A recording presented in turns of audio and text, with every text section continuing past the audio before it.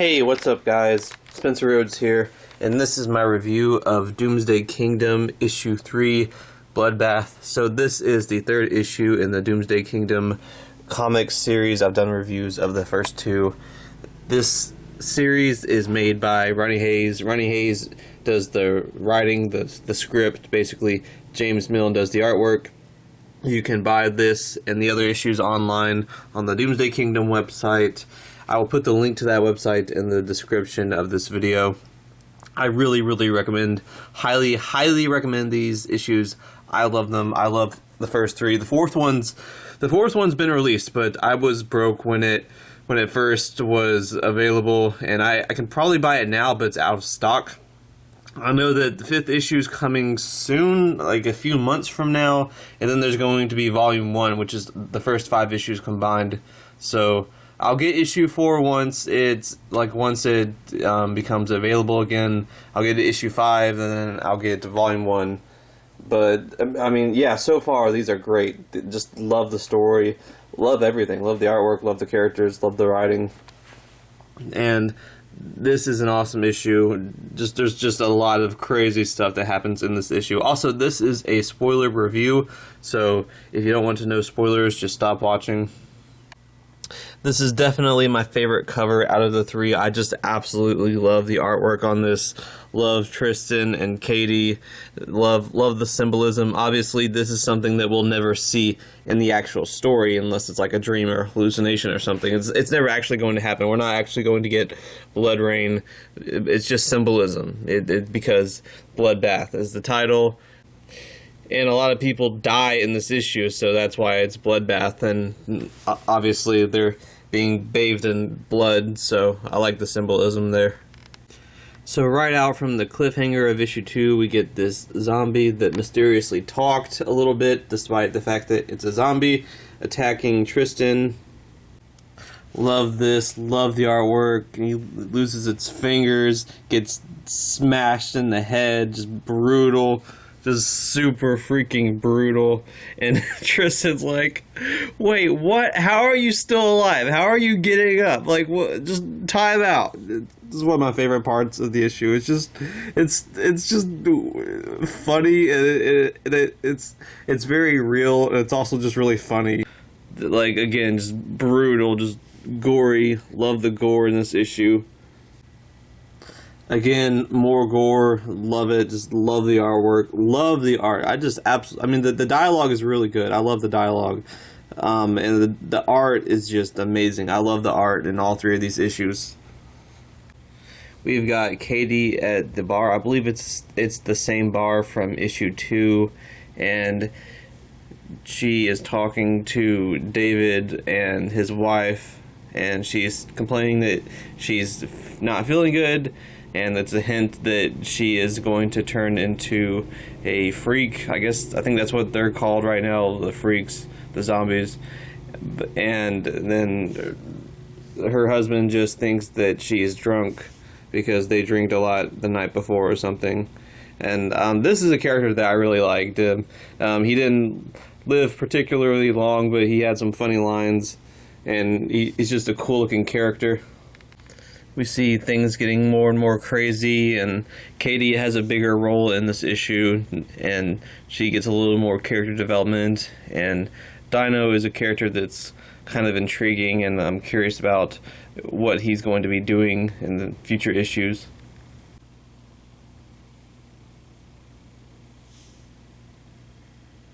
I guess everyone's phones are going off. So these, like, trained police, like, SWAT, robber, whatever looking guys, they swarmed the bar and start attacking people, and Katie and David, they try to hide and they try to escape. I love this panel because it's a cool panel of David, and I love that line. It's just funny. Like, just imagining someone saying that in real life. And this is a really cool part of the issue. David goes back to his wife, and we get a little bit more we get to see a little bit more about what happens when someone dies and then they turn into a zombie. It's a little different from The Walking Dead. It's a little different from most zombie genres, stuff, movies. They actually repeat the last words that they hear, or maybe the last words that they say, and that's like the beginning. That's like stage one. And in stage one, I think that's when they drink blood, and then stage two, they do something else. So there's different stages, and we might learn more about this in issues 4 and 5, which I haven't read yet. But it's really different, and I really like that aspect. That it's zombies, but it's different rules. They're actually taking the time to be creative and different, and I just love it when his wife is turning here. And he has this moment where he's just like, oh, crap, it's like, what's going on with my wife? Is she dead? And then boom, just done. Like, just dang, like, that's just crazy. Like, rest in peace, David. This was a character that I was kind of hoping would, while I was reading this, I was kind of hoping he would last to issue 4, but from what little I do know about issue 4, I think he technically does, so there's that. And we get to see a little bit more of Tristan dealing with Jolie's death, and there's this character named Shy. I don't know if that's like his nickname, that's what Tristan calls him, but he's like his opioid supplier / friend, I believe, because Tristan has an opioid addiction, and he is the one that gives him pills. And he came over and they're talking about Julie's death and trying to plan out what to do, and it's just really cool moment, really good dialogue. I really like this dynamic, and I hope that Shy is a character that we see more of, because I mean, I like a lot of these characters, but it'd be cool to see what like Shy's up to in issue 4, 5, 6, 10, whatever. See him continue to get developed. And I can't wait for Tristan to get more and more developed. I mean, he's already really, really interesting. I don't know if he's pretty much probably my favorite character right now. Tristan's my favorite character, and I really like a lot of these characters. I like the dialogue. I like everything that's going on. There's no filler. There's just panel to panel, just straight up, and there's a lot. There's like always like 20 pages in each issue, and there's a lot of content, and the artwork is beautiful.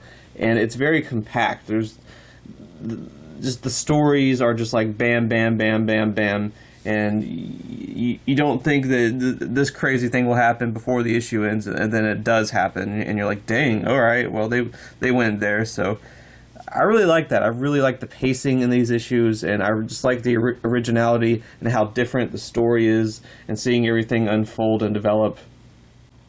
Absolutely love the artwork here on Katie. Oh, I've got to show this. This is just sick. Yeah, see, like stage 1. Like I said, they're licking the blood. It's like stage 1. Dang.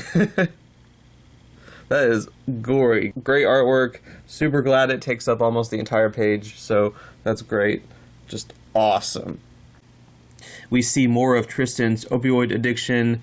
He gets robbed by some people, and they knock him unconscious by a gas station or a store, Hayes Mart, because Ronnie Hayes, and he's hurt. His back of his head hurts, and he takes some pills.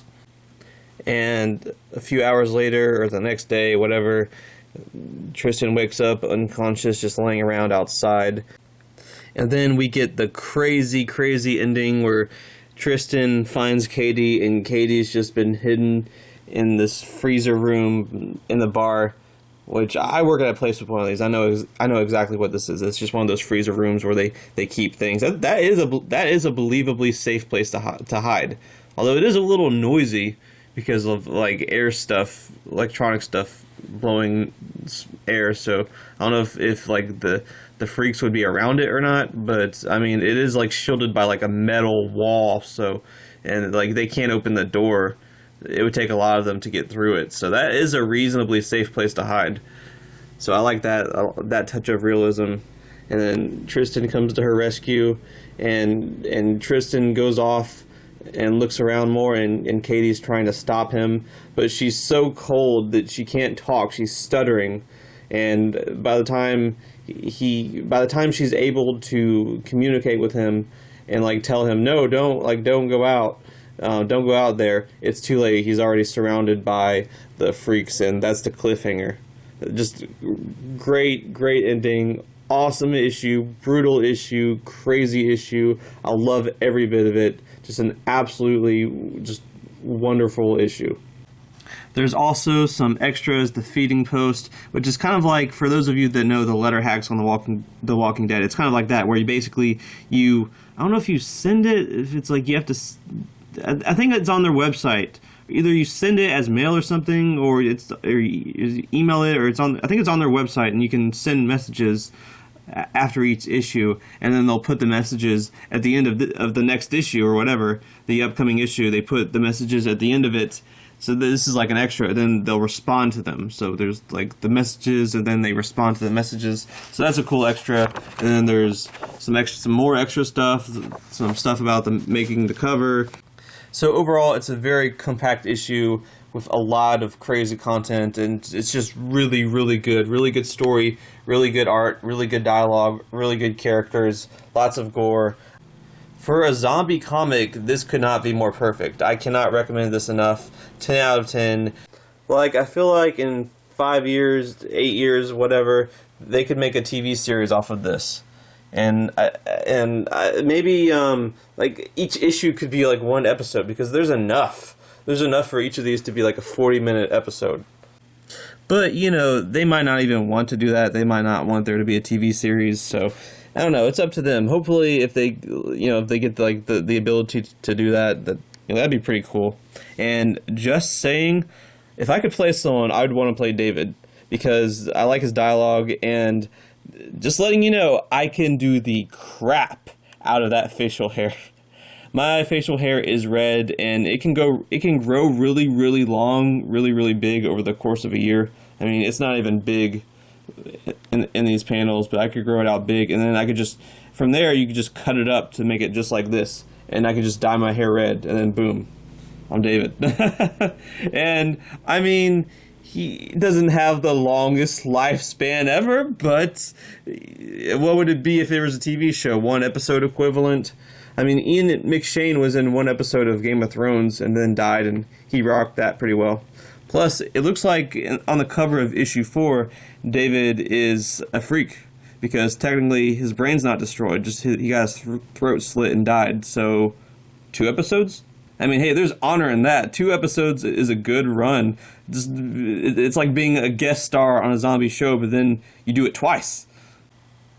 Anyway, that's basically it. That's basically my review of Doomsday Kingdom issue 3.